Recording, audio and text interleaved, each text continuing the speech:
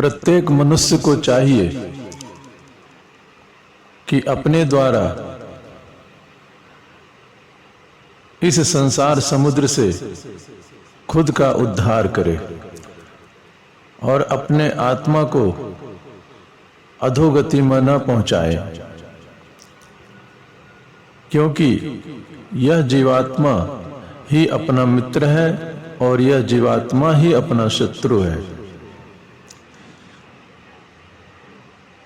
मनुष्य को चाहिए कि योग के माध्यम से जीवन के सत्य का दर्शन करे और जीवन के आनंद की उपलब्धि करे।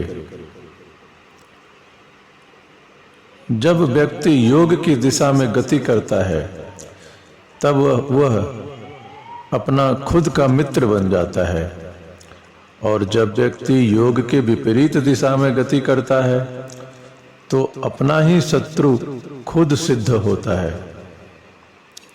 इसलिए समझदारी इसी में है, बुद्धिमत्ता इसी में है कि व्यक्ति अपनी आत्मा का अधोगमन न करे, ऊर्ध्वगमन करे। देखा जाए तो व्यक्ति की आत्मा स्वतंत्र है, वह नीचे भी यात्रा कर सकती है और ऊपर भी यात्रा कर सकती है।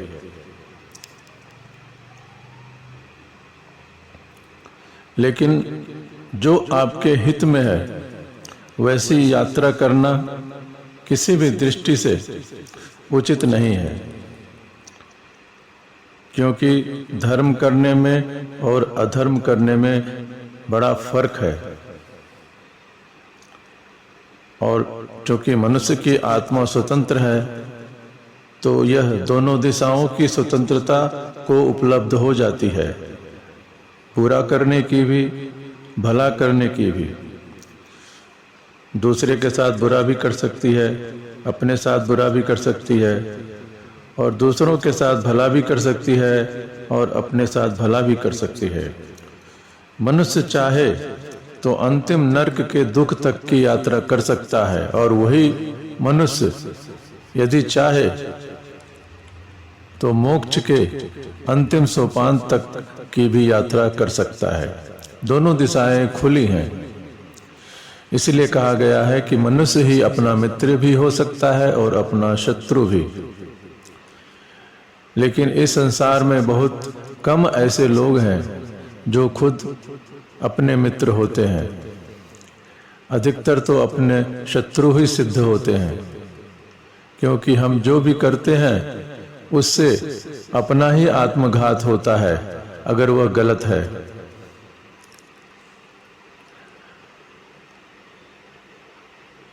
हम ऐसा कुछ भी करते हो जिससे यदि दुख फलित होता है तो हम अपने मित्र नहीं कहे जा सकते।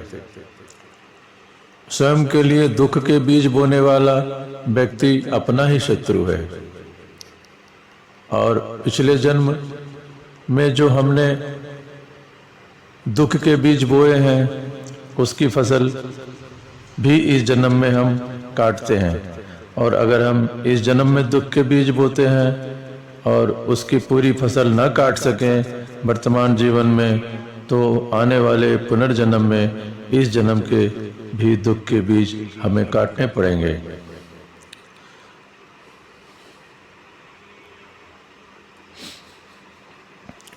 लेकिन चूंकि बीज बोने में और फसल काटने में के बीच बहुत दरमियान होता है, बहुत ज़्यादा वक्त होता है, इसलिए हमें याद नहीं रहता कि हम अपने ही बीजों के साथ की गई मेहनत के फसल काट रहे हैं।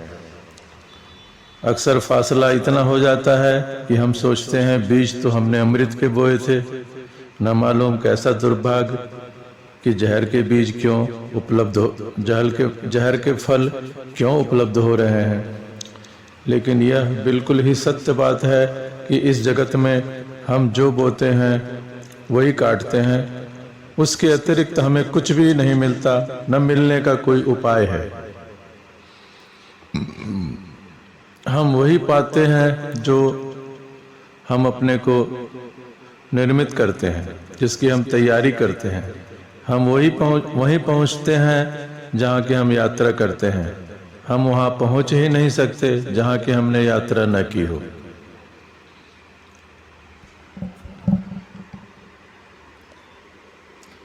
ध्यान रखें, फल ही कसौटी है, परीक्षा है बीज की। फल ही बताता है कि बीज आपने कैसे बोए थे। हम सभी आनंद लाना चाहते हैं अपने जीवन में, लेकिन क्या आता है आनंद? हम सभी जीवन में शांति चाहते हैं, लेकिन क्या शांति मिलती है हमें? हम सभी सुख चाहते हैं, पर क्या महासुख बरसता है हम पर? हमारे चाहने न चाहने से कुछ भी नहीं होता। हमने जो बोया है वही हमें काटना है। और हम सभी अपने जीवन को देखें तो इस बात को समझ सकते हैं।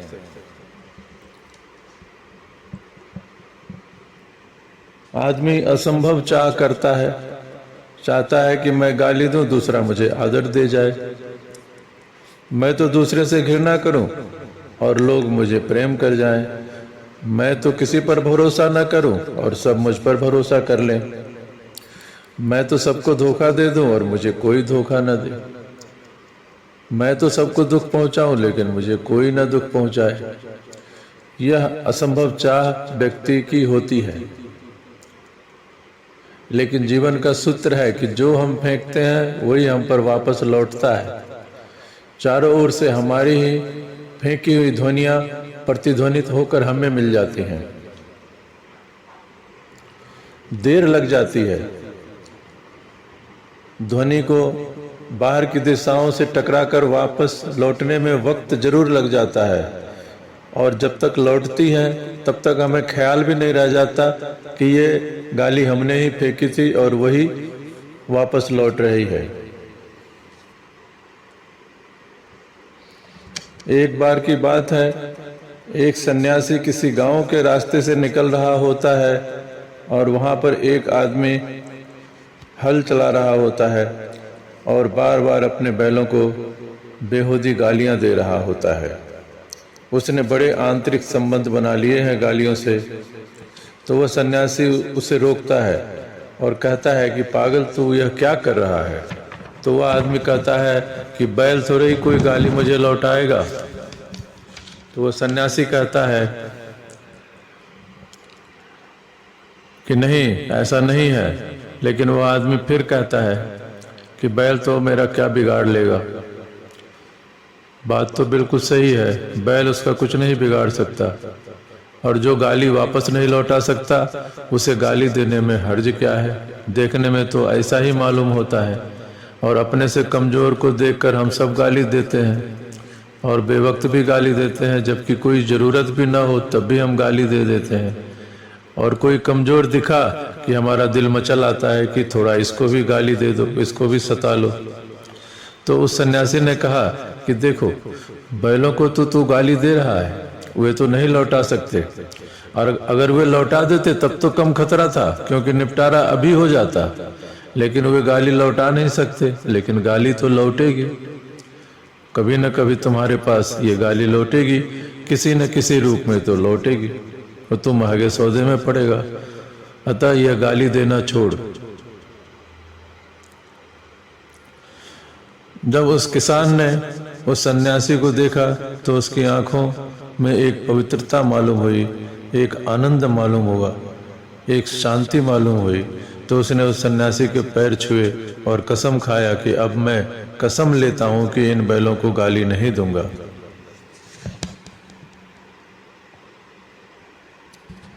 तो जीवन में हम जब भी कुछ बुरा कर रहे हैं, हम किसी दूसरे के साथ बुरा कर रहे हैं, यह बिल्कुल भ्रांति है। प्राथमिक रूप से हम अपने साथ ही कर रहे हैं, क्योंकि अंतिम फल हमें ही भोगने हैं। वह जो भी हम बो रहे हैं उसकी फसल हमें ही काटनी है। इंच इंच का हिसाब है। इस संसार में ईश्वर ने कुछ भी बेहिसाब नहीं बनाया, और इस संसार में हम अपने ही शत्रु हो जाते हैं। और जब हम ऐसा कुछ करते हैं तो हम वास्तव में अपने को ही दुख में डालते हैं। और अपने को ही दुख में उतरने की अपने लिए ही सीढ़ियां बना लेते हैं। और यही आदमी अधार्मिक कहलाता है, जो अपना शत्रु खुद है। अधार्मिक कौन है? जो अपना शत्रु खुद है। और जो अपना शत्रु खुद है वह किसी का मित्र कैसे हो सकेगा? जो अपना भी मित्र नहीं है वो किसी का मित्र कैसे हो सकेगा? जो अपने लिए ही दुख के आधार बना रहा है वह सबके लिए दुख के आधार बना देगा। पहला पाप अपने साथ शत्रुता है, फिर उसका फैलाव होता है, फिर निकटतम लोगों के साथ शत्रुता बनती है, फिर दूरतम लोगों के साथ शत्रुता होती है, फिर इसी तरह जहर फैलता जाता है और हमें पता भी नहीं चलता। हम तो समझते हैं कि हमने एक गाली दे दी, बात खत्म हो गई। फिर आप गीता पढ़ने लगे, रामायण पढ़ने लगे, वेद पढ़ने लगे, लेकिन जो आपने गाली की रील तैयार की, जो आपने गाली की तरंगे पैदा की, वे तरंगे तो रुकी नहीं, वे तो चल पड़ी। वे न मालूम कहाँ कहाँ जाएंगी, कितनी कितनी दूर जाएंगी और किस किस का अहित करेंगी। और उस सारे अहित के लिए आप जिम्मेवार हो गए। आप सोच भी नहीं सकते कि एक गाली से कितना अकल्पनीय अहित किसी का हो सकता है। और यह जो संसार का सिस्टम है, इसमें जो आपने लहर पैदा किया, आपने जो बोया बीज, वह चल पड़ा। एक छोटी सी दी गई गाली से क्या क्या हो सकता है, शायद आप कल्पना भी नहीं कर सकते। इस जगत में कोई भी घटना निष्प्रभावी नहीं है, उसके परिणाम होंगे ही। कठिन मालूम पड़ेगा, किसी का दिल दुखाया हो, किसी को गाली दी हो, तो हमने एक शत्रुता खड़ी की। लेकिन जब कोई सामने ना हो, अंधेरे में गाली दे दी हो, तो क्या उससे शत्रुता पैदा हो सकती है? तो उससे भी पैदा होती है। आप कहेंगे कैसे? आप बहुत ही सूक्ष्म तरंगे पैदा करते हैं अपनी ओर, वे तरंगे फैलती हैं और उस तरंगों के प्रभाव में जो भी लोग आएंगे उन पर गलत प्रभाव पड़ेगा। सूक्ष्मतम तरंगों पर विज्ञान की दुनिया में बहुत सारा काम हुआ है।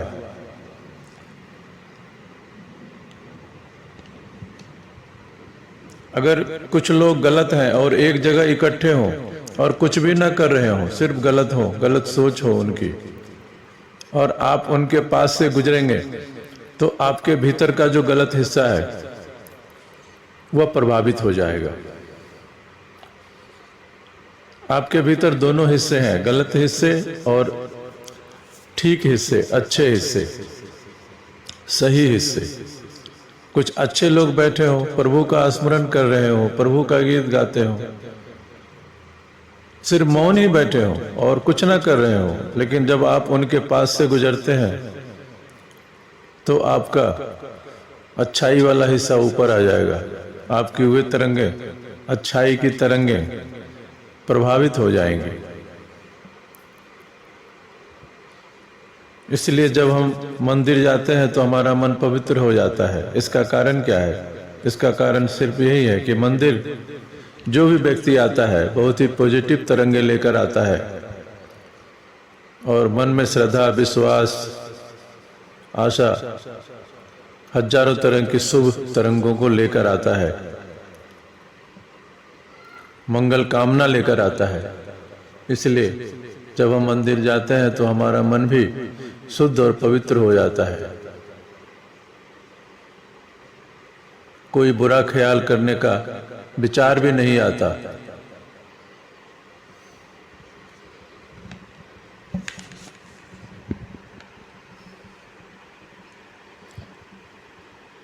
आप सभी ने यह ख्याल किया होगा कि जब हम किसी को हृदय पूर्वक नमस्कार करके सिर झुकाते हैं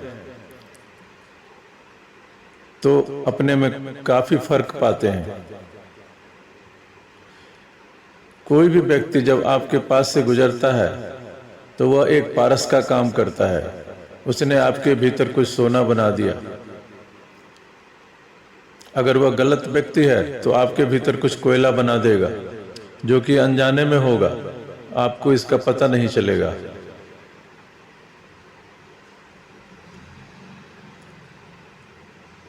हम अपने चारों तरफ लोगों को देखें तो वे पारस का काम करते हैं। आपका मित्र वही है जो अपने चारों ओर मंगल का फैलाव करता है और अपने चारों ओर शुभ की कामना करता है, जो अपने चारों ओर नमन से भरा हुआ है। क्योंकि जो व्यक्ति दूसरों के लिए मंगल से भरा हो, वो अपने लिए अमंगल कैसे भर सकता है। जो दूसरों के लिए सुख की कामना से भरा हो, वह अपने लिए दुख की कामना तो कर ही नहीं सकता, वह अपना भी मित्र हो जाता है। और अपना मित्र हो जाना बहुत बड़ी घटना है। जो अपना मित्र हो गया वह धार्मिक हो गया। अब वह ऐसा कोई भी काम नहीं कर सकता जिसे स्वयं को दुख मिले। तो हर व्यक्ति को अपना हिसाब जरूर रखना चाहिए कि मैं दिन में ऐसे कौन कौन से काम करता हूं जिससे दूसरे दुख पाते हैं, क्योंकि अगर दूसरे दुख पा रहे हैं तो मैं भी दुख पाऊंगा। या ऐसे कौन कौन से काम कर रहा हूं जिससे मैं भी दुख पाता हूं। आप दिन में 1000 काम कर रहे हैं जिसमें आप दुख भी पाते हैं और दूसरों को भी दुख देते हैं, लेकिन हम इस तर्क को ठीक से समझ नहीं पाते हैं।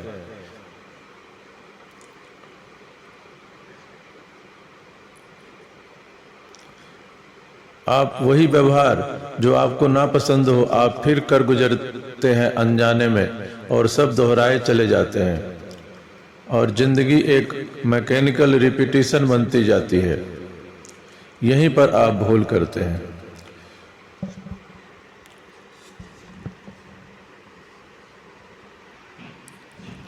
तो अंततः मनुष्य को चाहिए कि अपने आत्मा को अधोगति में न पहुंचाकर ऊर्ध्व गति में पहुंचाए और जीवन में परम शांति हासिल करे।